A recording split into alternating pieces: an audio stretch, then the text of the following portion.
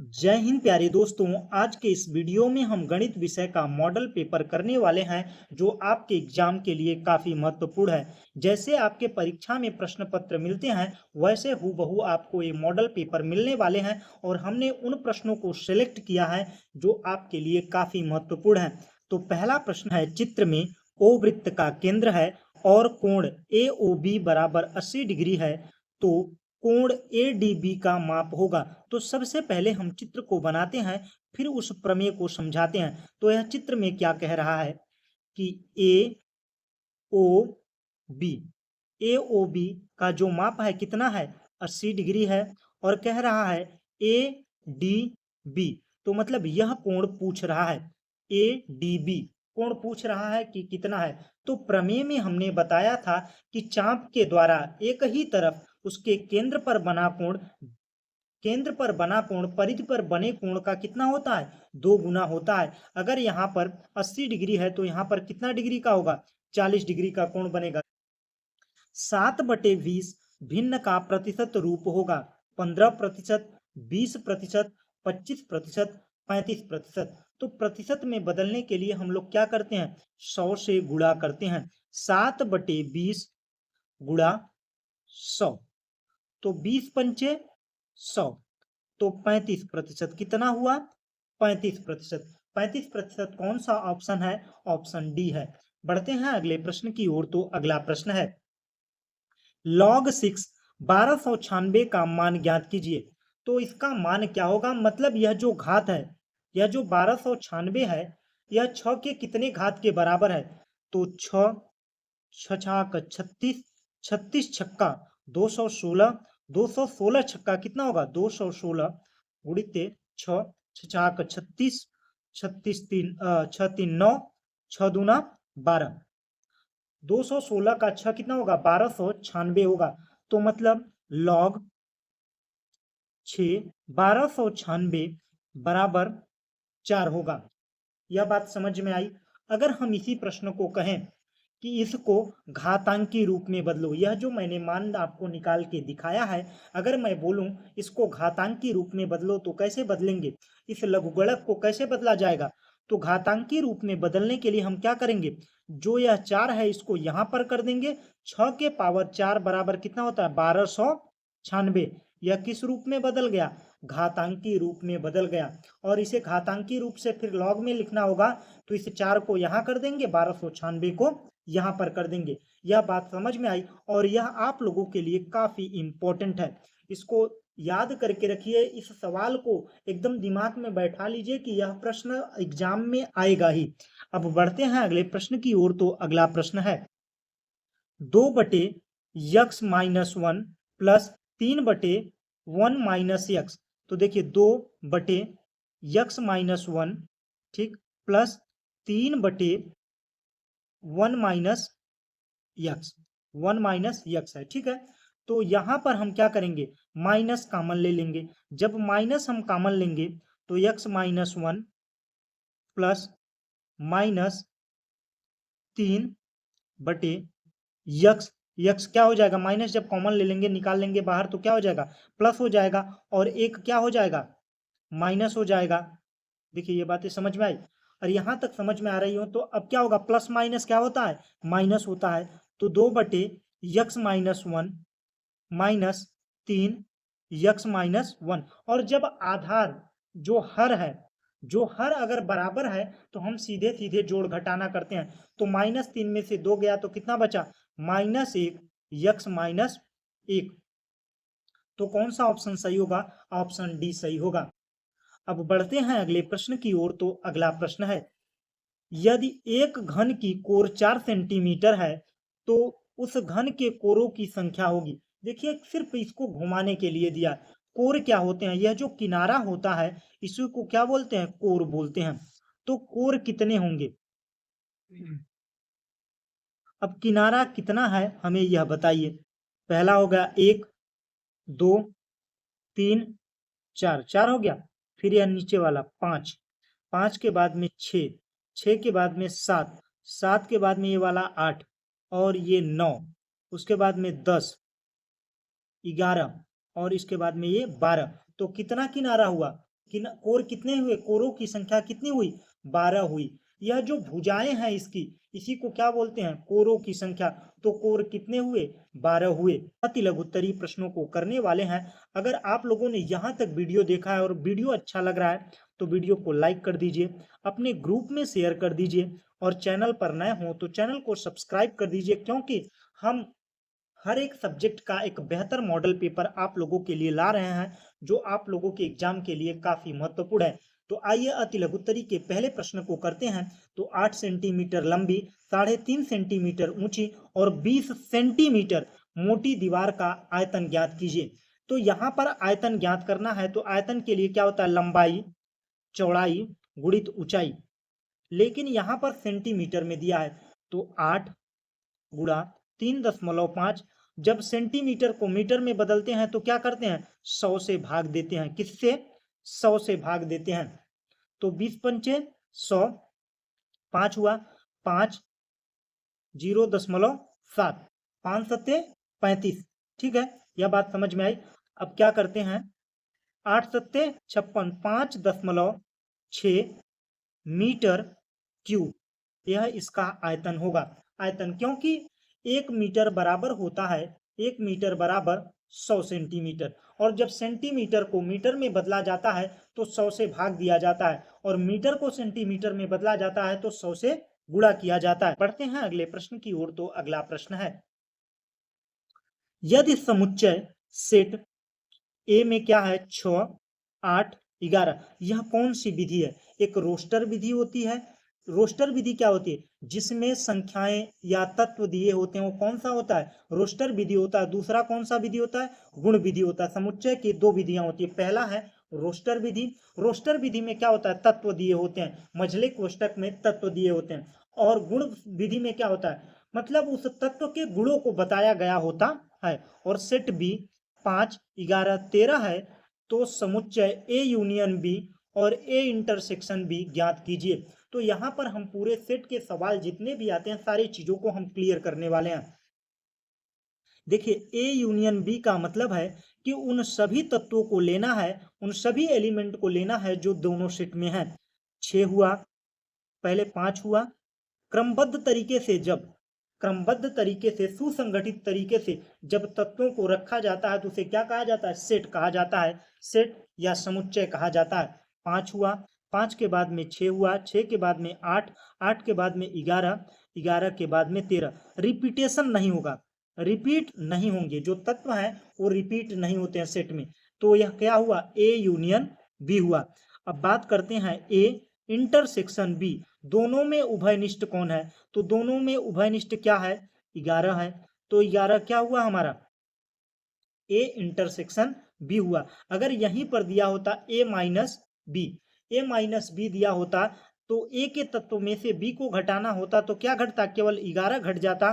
तो सेट ए में क्या प्राप्त होता है, ए माइनस बी में 6 और 8 प्राप्त होते, और वहीं पर दिया होता बी माइनस ए, तब क्या प्राप्त होता, बी माइनस ए में से 11 कट जाता तो 5 और 13 प्राप्त होता, 5 और 13 प्राप्त होता।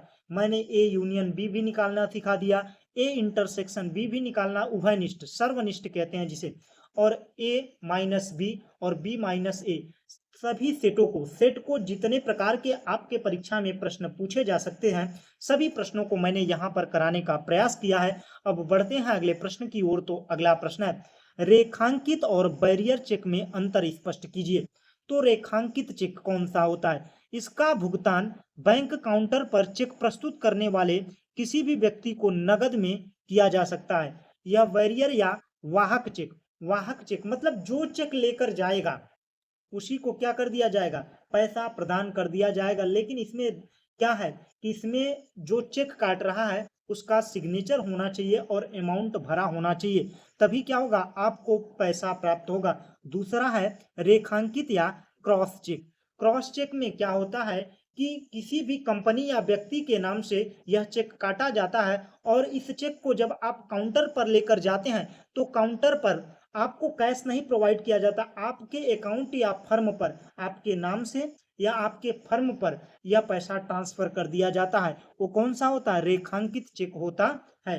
बैरियर वाहक चेक और रेखांकित चेक, दोनों चेकों को हमने क्लियर कर दिया। अब बढ़ते हैं अगले प्रश्न की ओर। तो अगला प्रश्न है, यदि किसी वृत्त में उनके किसी लघु चाप का अंश माप 70 डिग्री है तो दीर्घ चाप का माप कितना होगा? तो देखिए, एक वृत्त में कितने डिग्री का कोण बनता है? 360 डिग्री। 360 डिग्री में लघु चाप कितना है?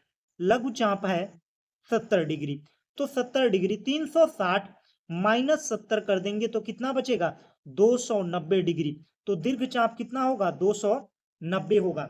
290 होगा, यही इसका उत्तर होगा। बढ़ते हैं अगले प्रश्न की ओर। तो अगला प्रश्न है, -12/7 गुणा -14/27 कोष्टक क्लोज -8/45 गुणा 9/16। अब देखिए, 12 है और यहाँ पर 27 है। 3 चौक 12, 3 नवा 27, 7 दूना 14, 7 दूना 14। अब माइनस माइनस क्या हो गया? प्लस। 4 दूना 8/9 माइनस, यहाँ पर प्लस माइनस है तो देखिए 8 दूना 16, 9 पचे 45, तो दोनों कट गए। माइनस 1/10, 1/10 हुआ। माइनस माइनस क्या हो गया? प्लस हो गया। 8/9 प्लस 1/10, तो इसको हम ऐड करेंगे तो क्या होगा? 10 का 9 में मल्टीप्लाई करेंगे तो 10 नवैया 9 10 से 90, उसके बाद में 80 प्लस 9 कितना होगा? 89/90, 89/90, यह सरलतम रूप हुआ। अब बढ़ते हैं अगले प्रश्न की ओर। तो अगला प्रश्न है, कितने समय में 7500 पर 11% वार्षिक ब्याज की दर से साधारण ब्याज 4125 हो जाएगा? तो मतलब साधारण ब्याज बराबर होता है P into R into T upon 100। P का मतलब है जो पैसा उसने दिया है या जो पैसा उसने लिया है वो क्या है? P है, मूलधन जिसे कहते हैं। और जो वार्षिक दर है यही क्या है? रेट है। और कितने समय का समय पूछ रहा है, यही हमें ज्ञात करना है। तो और एसआई साधारण ब्याज कितना दिया? 4125। तो 4125 बराबर 7500 गुणा 11, टी ज्ञात करना है बटे 100। 100 से 2 जीरो कट गए। अब 11 से काटे, 5 से काटते हैं। 5 25 दिया 75, 25 का 25, बचा कितना? 5 और 11 16, कितना बचा? 16, 16 बचा तो 25 पंच 25 छक्का 150, 150 बचा 12, 25 पंचे 125, कितना बचा? 100, हाँ 125 बचा और 25 पंचे 125 हो गया। और यहाँ पर 75 हुआ। फिर 11 से काटते हैं। 11 एक का 11, 11 पचे 55, 3 पचे 15, तो समय कितना आया? 5 आया। इसको जब भाग देंगे, देखिए 25 यहाँ 75 हुआ और 25 एक का 25, तो बचा कितना? 16 बचा। तो 25 छक्का 150, दो को मिला दिए तो कितना बचा? 162 हुआ। 25 छक्का 150, कितना बचा? 12। फिर 25 पंचे 125, जब भाग देंगे तो इसको थोड़ा सा फास्ट करेंगे तो आपके लिए काफी आसान होगा। जो कॉम्पिटिटिव एग्जाम में आप परीक्षा देंगे उसके लिए बेहतर साबित होगा। अब हम लघुत्तरी प्रश्नों को करने वाले हैं। अगर आप लोगों ने यहाँ तक वीडियो देख लिया है, वीडियो कैसा लग रहा है आप लोग कमेंट में जाकर रिप्लाई जरूर दीजिए। अब बढ़ते हैं पहले लघुत्तरी प्रश्न की ओर। तो पहला प्रश्न है, लकड़ी के एक घनाभ के आकार के दो टुकड़े की लंबाई 75 सेंटीमीटर, लंबाई कितनी है? 75 सेंटीमीटर है, चौड़ाई 15 सेंटीमीटर है, ऊंचाई 5 सेंटीमीटर है। और इसमें 15 सेंटीमीटर, 3 सेंटीमीटर और 1 सेंटीमीटर ऊंचे कितने गुटके बनाए जाएंगे? तो पहला एक बड़ा घनाभ है, ठीक है, एक बड़ा घनाभ है जिसकी लंबाई 75 है, चौड़ाई 15 है, चौड़ाई कितनी है? 15 है, ठीक, चौड़ाई 15 है और ऊंचाई कितनी है? यह चौड़ाई जो है 15 है, ऊंचाई 5 है। यह बात समझ में आई। उसके बाद में कह रहा है कि एक छोटा सा घनाभ है, छोटा सा घनाभ है जिसकी लंबाई 15 है, चौड़ाई कितनी है? चौड़ाई कितना बता रहा है? 3 सेंटीमीटर बता रहा है। ऊंचाई कितनी है? 1 सेंटीमीटर बता रहा है। तो मतलब यह वाला इस बॉक्स में से, जैसे इतनी बड़ी बड़ी लकड़ियां, इस लकड़ी में से कितनी काटी जाएंगी? तो इसका आयतन और इससे भाग दे देंगे तो कितनी लकड़ियां काटी जाएंगी हमें पता चल जाएगा। आयतन बराबर होता है घनाभ का आयतन बराबर लंबाई चौड़ाई गुणित ऊंचाई। तो 15 गुणा 5 गुणा 75 बटे 3 गुणा 1 गुणा 15। तो 3 पचे 15, 5 तिहाई 15 या 15 से 15 पूरा कट गया, फिर 3 3 दूना 6 3 पचे 15 25 पंचे 125 कितने गुटके काटे जाएंगे 125 गुटके काटे जाएंगे। बात समझ में आई। कितने घनाभ कटेंगे छोटे छोटे वाले 125 घनाभ कटेंगे। अब बढ़ते हैं दूसरे प्रश्न की ओर लघुत्तरी के, जो आपके लिए काफी इंपॉर्टेंट है। 5,000 जमा किए गए 2 वर्ष बाद उसे कुल कितने रुपए मिलेंगे यदि बैंक में 8% वार्षिक चक्रवृद्धि ब्याज से देता है तो मिश्र धन ज्ञात कीजिए। देखिए मैंने सिंपल इंटरेस्ट बताया, अब यहाँ पर कंपाउंड इंटरेस्ट की बात कर रहे हैं। तो कंपाउंड इंटरेस्ट में सबसे पहले मिश्र धन निकाला जाता है। मिश्र धन बराबर होता है मूलधन प्लस आर दर बटे 100 के घाते कितना समय के पावर समय या टाइम या टी लिख देते हैं। आप लोग यही कंप्लेन करते हैं सर केवल इंग्लिश में लिख देते हैं, सर हिंदी में लिखे तो थोड़ा सा समझ में। तो अमाउंट का मतलब होता है मिश्र धन, पी का मतलब होता है मूलधन और आर का मतलब होता है दर। अब यहाँ पर देखिए अमाउंट मिश्र धन ही ज्ञात करना है, मिश्र धन ज्ञात करना है तो मिश्र धन बराबर होता है मूलधन कितना है 5,000 है, 5,000 है और 1 आर कितना है आर 8% है बटा 100। समय कितने वर्षों का है 2 वर्षों का दिया है। अब देखिए कितना हो जाएगा 5,000 गुणा 108 या 100 प्लस 8 108 बटे 100 गुणा 108 बटे 100 हो गया।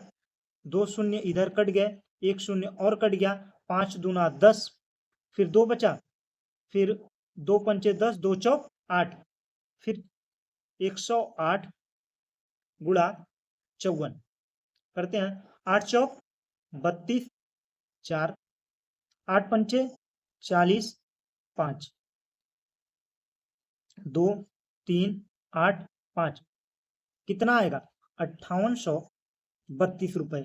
अमाउंट कितना आएगा मिश्र धन 5832 रुपए। अगर हम पूछें कि इसमें केवल ब्याज चक्रवृद्धि ब्याज हमें कितना मिला तो 832 रुपए, चक्रवृद्धि ब्याज कितना मिला 832 रुपए मिला। अब बढ़ते हैं अगले प्रश्न की ओर। तो अगला प्रश्न है एक ठोस घनाकार धात्विक टुकड़े का संपूर्ण पृष्ठीय क्षेत्रफल 216 सेंटीमीटर है तो टुकड़े का आयतन ज्ञात कीजिए। संपूर्ण पृष्ठीय क्षेत्रफल कितना होता है एक घनाकार का 6 भुजा स्क्वायर, 6 भुजा स्क्वायर। संपूर्ण पृष्ठीय क्षेत्रफल बराबर क्या होता है 6 भुजा स्क्वायर। तो कितना दिया है 216 बराबर 6 भुजा स्क्वायर।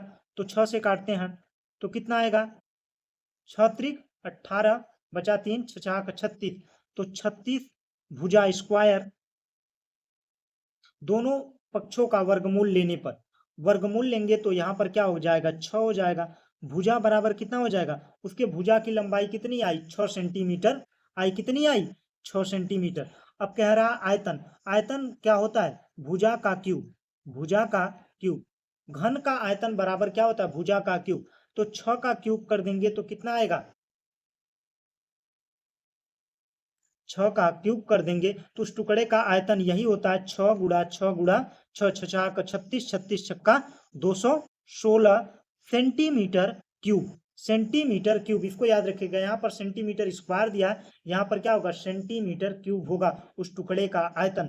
बात समझ में आई। बढ़ते हैं अब अगले प्रश्न की ओर। तो अगला प्रश्न है चौथा प्रश्न जो काफी इंपॉर्टेंट है। आप लोगों ने साधारण ब्याज और चक्रवृद्धि ब्याज पढ़ा है, तो चक्रवृद्धि ब्याज का अगर पूछ ले कि चक्रवृद्धि ब्याज किसे कहते हैं, जिसका जिस ब्याज का भी ब्याज मिले, जिस ब्याज को साल भर बीतने के बाद में मूलधन बना लिया जाता है उसे क्या कहते हैं चक्रवृद्धि ब्याज कहते हैं। और समान दर के साथ जो बढ़ता रहता है वो क्या है साधारण ब्याज है।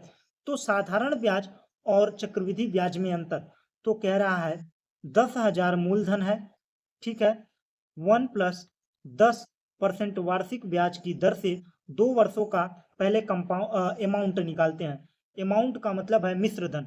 मिश्र धन कितना आएगा 10,000 गुणा 110 बटे 100 गुणा 110 बटे 100। देखिए 2 शून्य यहाँ कट गए, फिर 2 शून्य यहाँ से कट गए, फिर बचा कितना 11 इग्रहियम 121 और 2 शून्य कितना आया 12,100 रुपए। चक्रवृद्धि ब्याज अमाउंट कितना आया 12,100 रुपए। अगर कंपाउंड इंटरेस्ट की बात करें तो कंपाउंड इंटरेस्ट कितना आया 2,100 रुपए। कितना आया 2,100 रुपए कंपाउंड इंटरेस्ट आया चक्रवृद्धि ब्याज। और साधारण ब्याज की बात करें तो साधारण ब्याज बराबर होता है P into R into T upon 100। तो यहाँ पर P कितना दिया है 10,000 दिया है, और T कितना दिया है 2 दिया है, और R कितना दिया है 10 दिया है।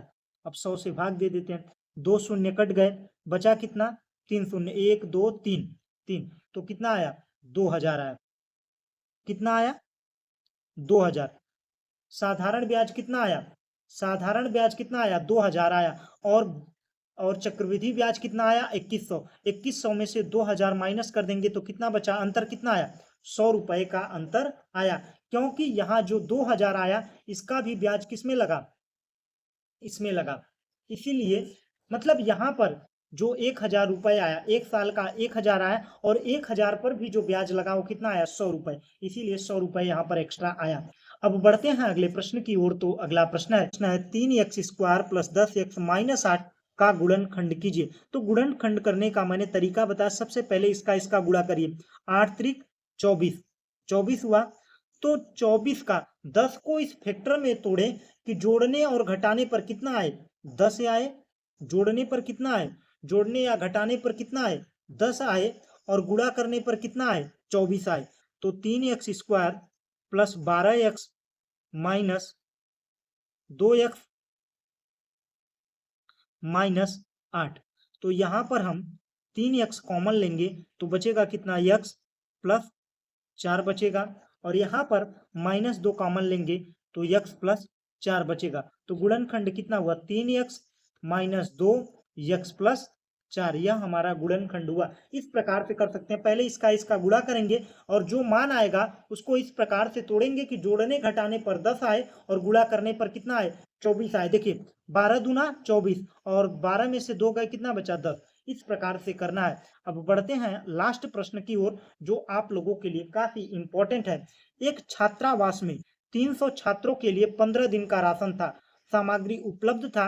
यदि अवकाश के कारण 200 छात्र घर चले गए तो सामग्री कितने दिन चलेगी।